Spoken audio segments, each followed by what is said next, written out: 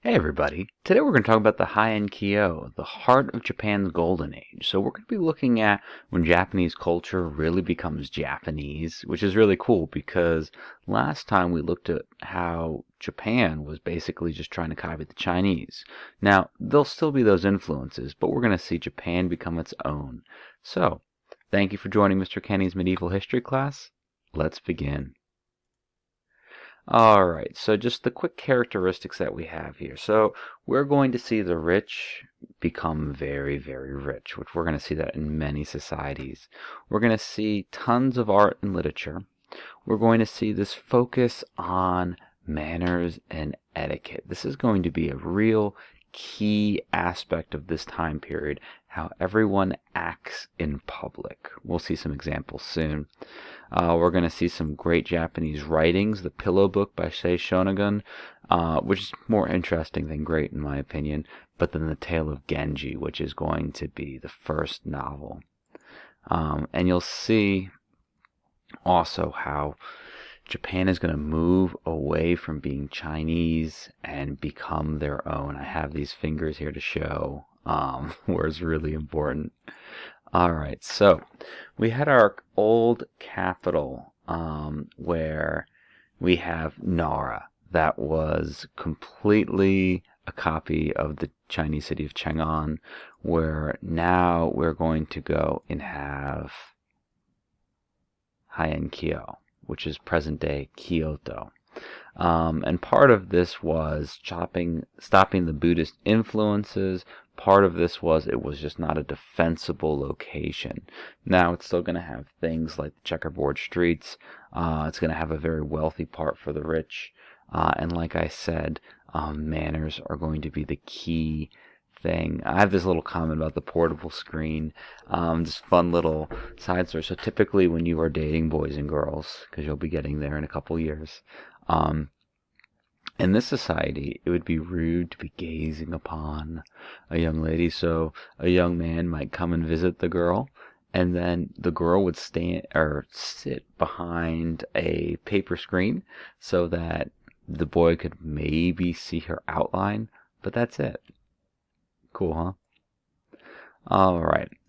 So in our last discussion, we talked about the Uji, those rich, powerful families in Japan, and we had this back and forth. Who is going to be the power? Is it going to be the emperor or is it going to be the Uji?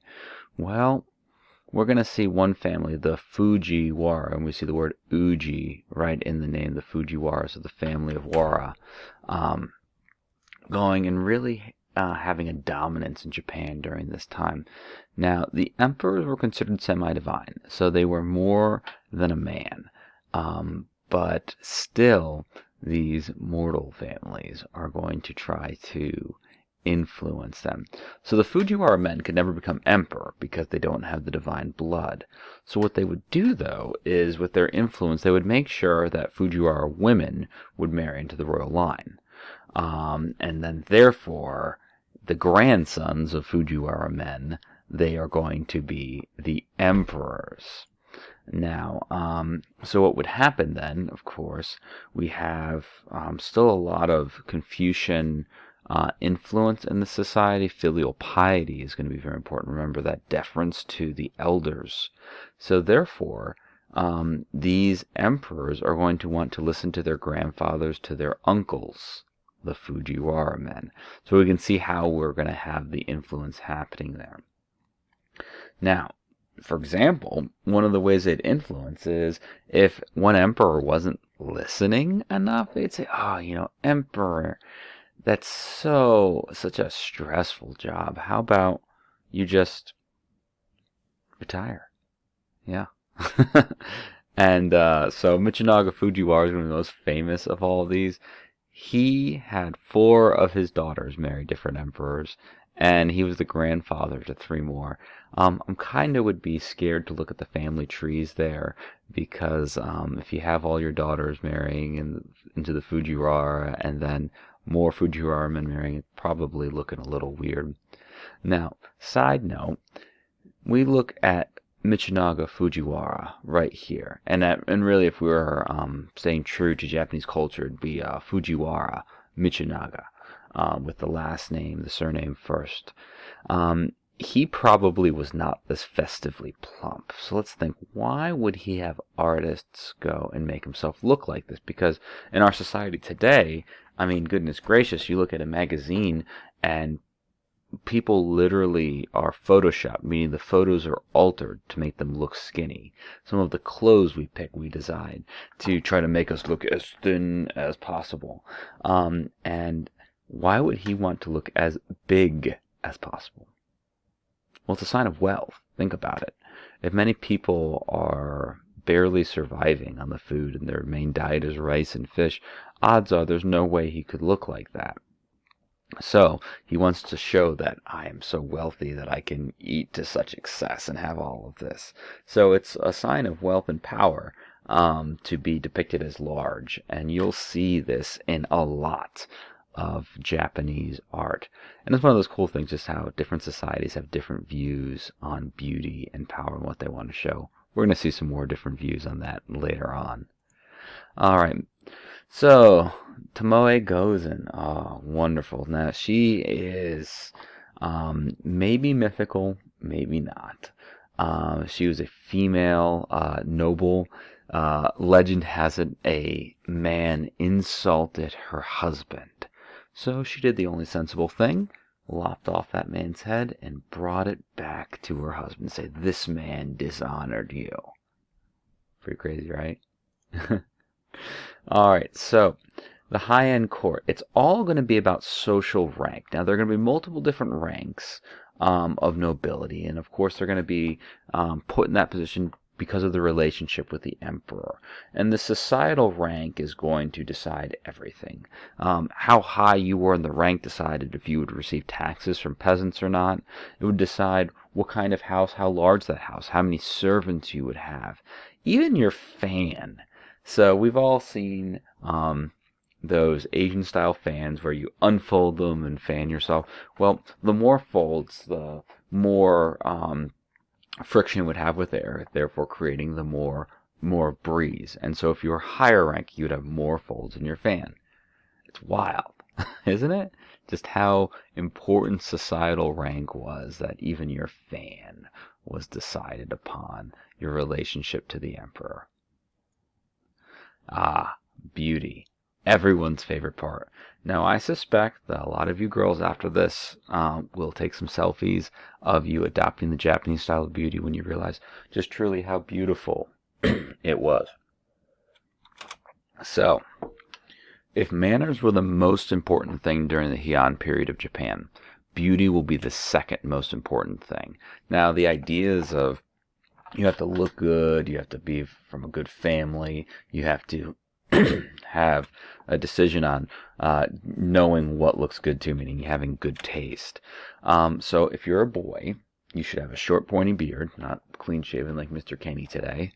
And if you were a girl, you should have hair longer than you were tall. So no haircuts. Now, of course, you'd often put this hair up in very beautiful and intricate ways, but your hair is supposed to be as longer than you are tall.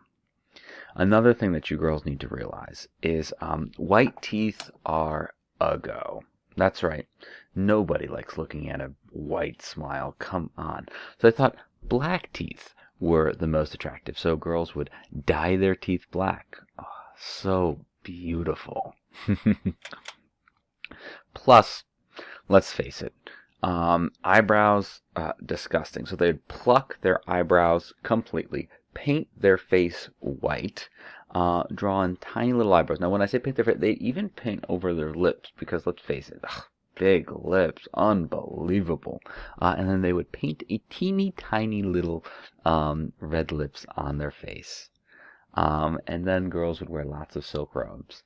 So let's take a look at some of these beautiful black teeth. All right, there we go. Oh, gorgeous. I could just see you girls doing it now. Oh boy. Here we see some clothing that nobles would wear. Obviously the gentlemen and then the ladies. So what would we do for entertainment? How was society fun? Well, things like archery, sumo wrestling, horse races for boys. Girls would watch boat races. They'd play this game called Rango, where they would go and try to balance stones on their finger, which think about the idea of being very delicate, very proper, very balanced, and how that fits in with this Japanese society. They play kamari, which is like hacky sack, we see pictured here. You basically try to keep it up in the air. And of course, things like bagaku, the dances. Basically, think of musicals and operas. That's what those kind of things are. We see some different Japanese art right here. They figure out the idea of having basically mass producing these statues with, one artisan producing all of these heads, one artisan producing all of these bodies, arms, legs, etc., and then fitting them together. The Amida Buddha is going to be very common during this period because we're going to see lots of Buddhist influences. Yamoto E is going to be the art style. And it's pretty recognizable where you have these very thin lines with then beautiful bright colors, typically of nature. All right, here's some good stuff. Now, writing is going to be considered the most valuable way to express yourself in Japanese culture. And so the idea was that everyone should know how to use language well and be able to write well. And so one of the things that would often happen is people said a lot of poetry in public often. So it would be one of these things where you'd be out with your friends and then, you see leaves falling from a tree with the breeze, and someone might go say a poem on the spot. Oh, the beauty and fadingness of I don't know. I'm not a very good poet. And one of the things too is people would write poems for each other, and they would give people poems, and then so someone writes you a poem, then you are expected to write them a poem. Now, when you'd write this poem, you would use the fanciest looking paper you could. You might draw beautiful art on it. You'd write in calligraphy, so fancy writing, and maybe you'd spritz a little perfume on it so that it also smells beautiful. Now, one of the cool results of Japanese culture at this time is women actually become the famous Japanese writers. Murasaki Shikibu wrote The Tale of Genji, the world's first novel. And she was the writer of it because she wrote in Japanese. You see, men wrote in the Chinese letters, and that was considered masculine. It was the government because they were still going and focusing, where men wrote the kanji, the Japanese characters, and that was masculine. Women aren't going to do that. Women are going to write in Japanese. So we have women being the most popular writers. Sei Shonagon is going to be another popular woman writer, female writer. She's going to write the Pillow Book, which is essentially just her diary. And it was like, oh, poor people. They can't understand true beauty looking at the moonlight, things like that. A lot of gossip, lots of lists. So why does this period end? Well, the Heian period is going to be the golden age of peace, the time where Japanese culture is going to flourish. But I told you in the beginning that the rich are going to be extremely rich. I mean, they're able to focus just on beauty. They're able to focus on making sure that they look good and sound good and write well. Well, everyone else was super, super, super poor. And what happened was the peasants are going to do all the work. They're going to be mistreated.